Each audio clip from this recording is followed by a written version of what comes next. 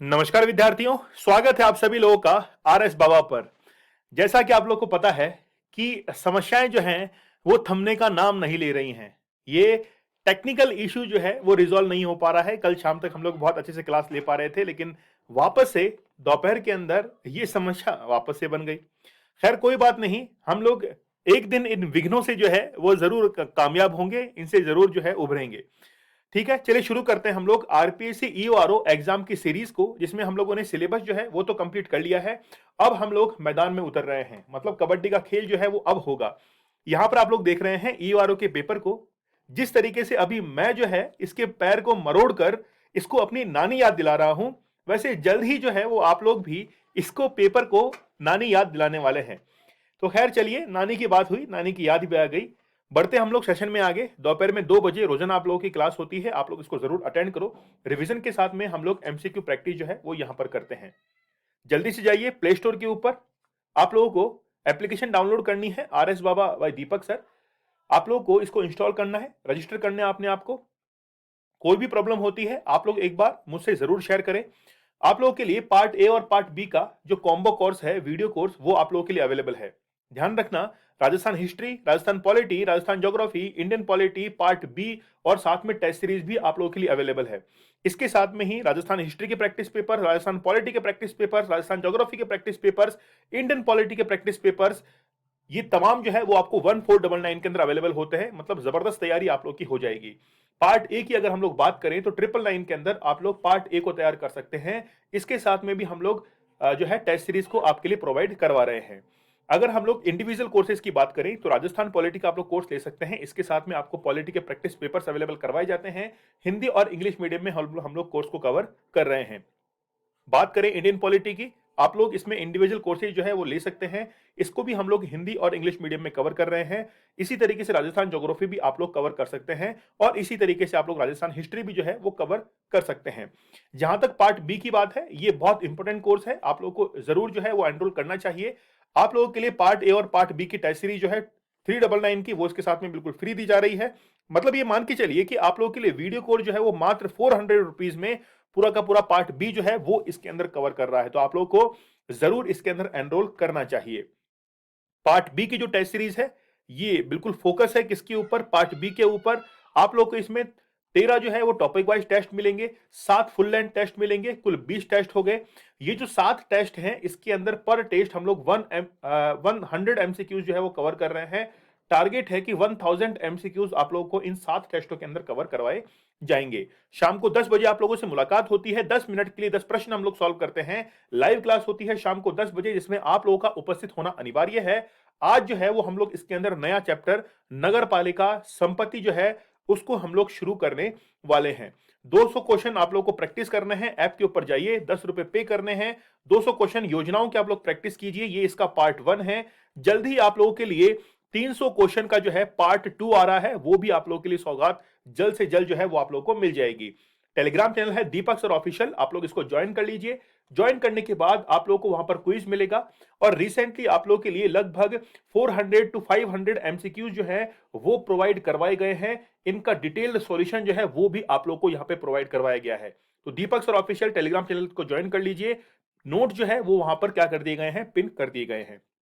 चलिए, अभी हम लोग जो चैप्टर पढ़ रहे हैं वो है नगर पालिका शक्तियां और अपराध। अध्याय 12 जो है उसमें धारा 200 से लेकर 296 तक, 296 तक हम लोग अभी पढ़ रहे हैं। तो कम से कम आप लोग जो है ये तो याद रखिए ही कि अध्याय 12 में किसका उल्लेख है और कहां से कहां तक धाराएं जो है वो इसमें इंक्लूड हो रही हैं।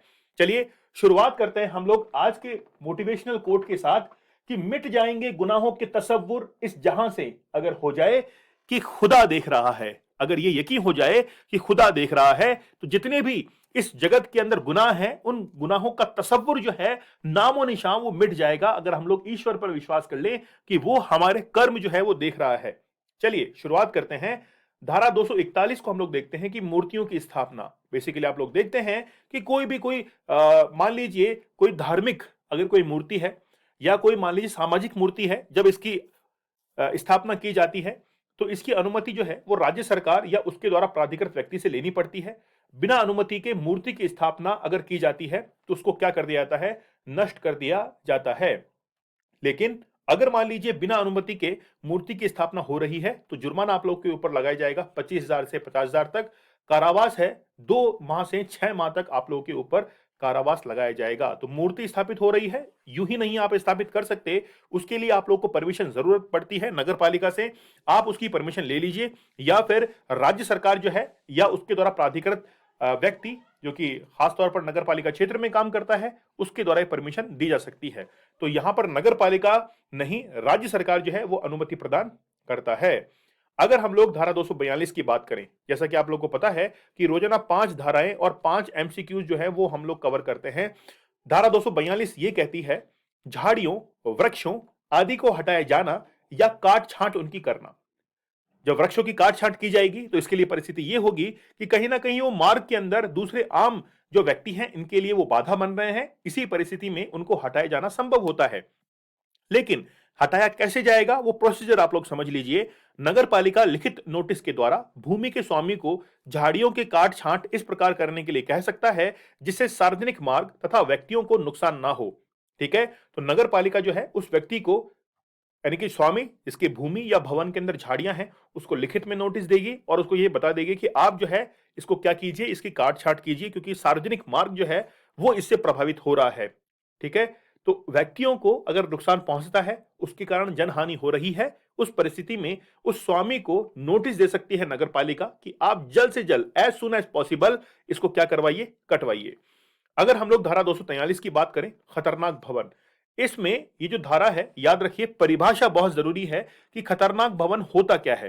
कोई भवन या उस पर लगी कोई वस्तु ध्वस्त हालत में है जो वहां के निवासियों या राहगीरों के लिए खतरा बनी हुई है, वो भवन पूरा का पूरा खतरनाक कहलाएगा। या तो हो सकता है कि वो किसी के ऊपर गिर जाए, किसी को नुकसान पहुंचाए, जनहानि हो सकती है, माल हानि हो सकती है।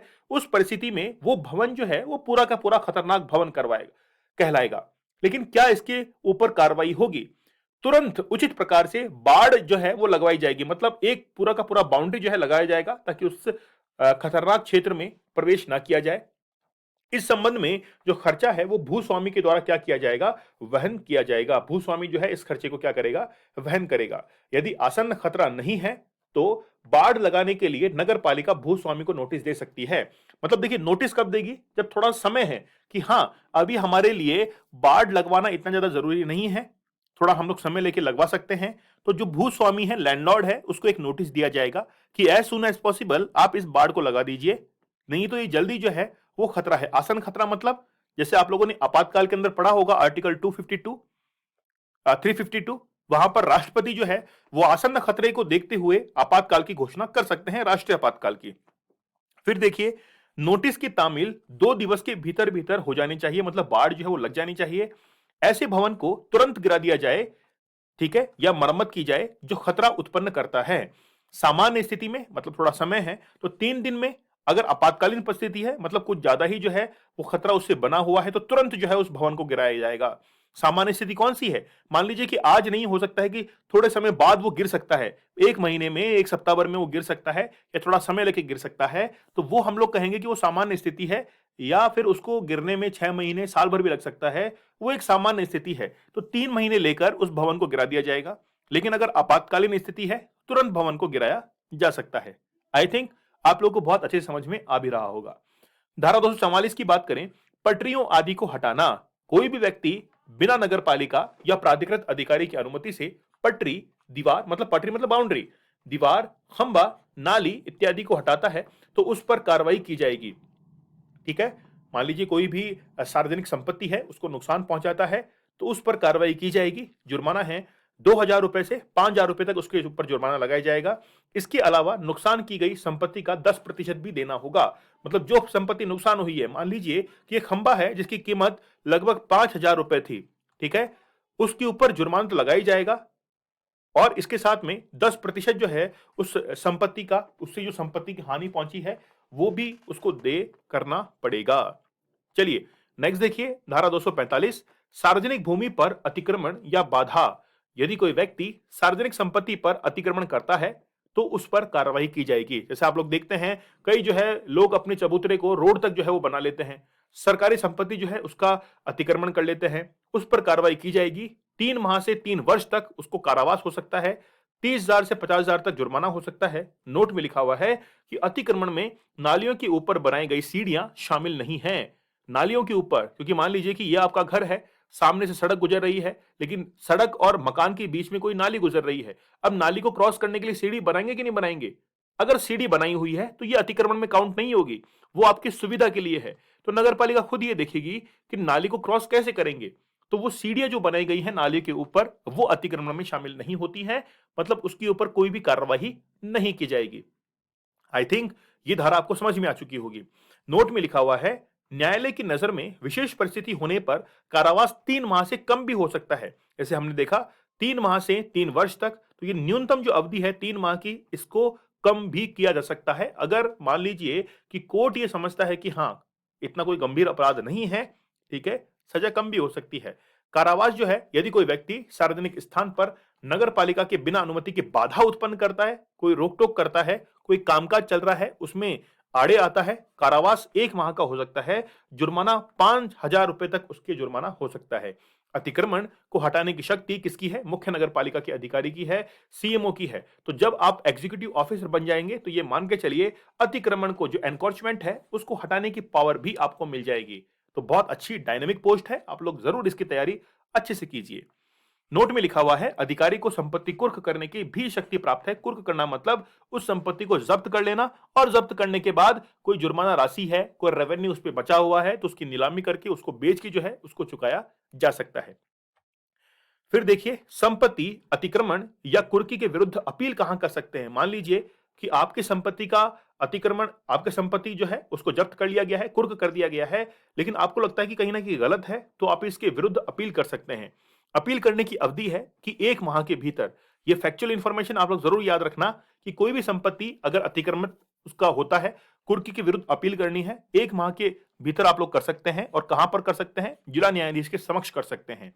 यदि कोई सरकारी कर्मचारी या नगर पालिका में प्रतिनियुक्ति पर अधिकारी अतिक्रमण या बाधा को अंजाम देता है, तो कारावास 3 माह से 3 वर्ष तक का होगा। जुर्माना इसके ऊपर लगाया जाएगा 30,000 तक, या अथवा दोनों, मतलब कारावास भी हो सकता है या फिर जुर्माना, दोनों भी लगाए जा सकते हैं। ठीक है, याद रखना, बहुत इंपॉर्टेंट ये धारा है। इसमें कुछ जो फैक्चुअल इंफॉर्मेशन है वो आप लोग को याद रखनी चाहिए। चलिए, पहले क्वेश्चन को हम लोग देखते हैं। नगर पालिका बैठक के निलंबन का उल्लेख कौन से नियम में किया गया है? नगर पालिका का निलंबन करना है, निलंबन करना मतलब खतरा उत्पन्न हो चुका है, खतरा होता है 17 के ऊपर।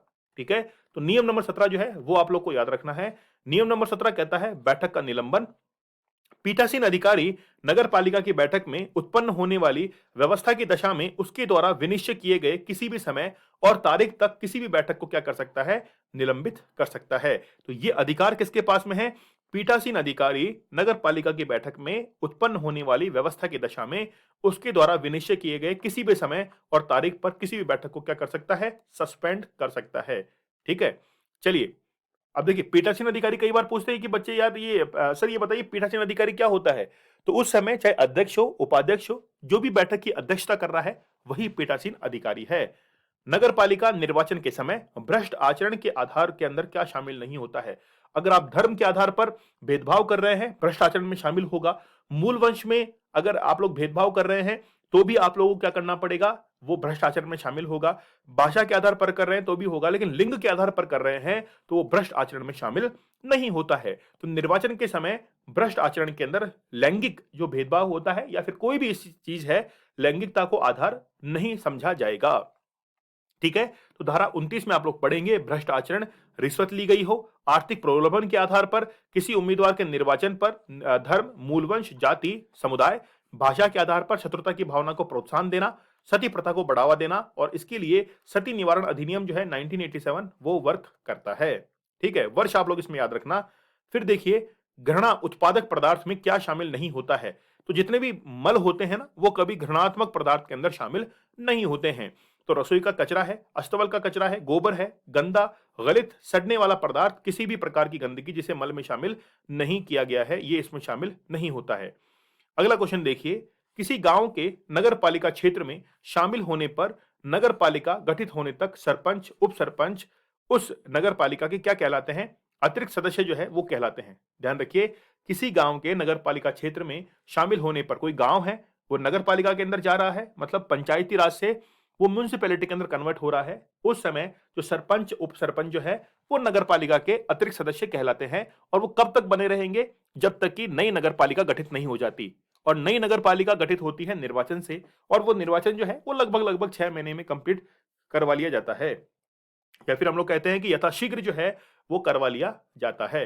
ठीक है, चलिए यहां देखिए, जब गांव को नगर पालिका क्षेत्र में शामिल किया जाएगा तो वो गांव नहीं रहेगा, स्थानीय पंचायत का अस्तित्व समाप्त हो जाएगा, सरपंच उप सरपंच पंचों का अतिरिक्त सदस्य माना जाएगा जब तक कि वे नवगठित नगर पालिका ना हो जाए। इस पर राजस्थान पंचायती राज अधिनियम 1994 जो है उसके अब अधीन नहीं रहेगा, क्योंकि वो केवल पंचायती राज के लिए है। अब जो है उसके ऊपर म्युनिसिपैलिटीज के रूल्स जो है वो लगेंगे। नेक्स्ट देखिए, भारतीय दंड संहिता 1860 की कौन सी धारा के तहत नगर पालिका के सभी सदस्य लोक सेवक समझे जाते हैं? तो बेसिकली आप लोगों को पता है धारा 66 जो है वो इसके लिए काम करती है। ए ऑप्शन हमारा करेक्ट आंसर है।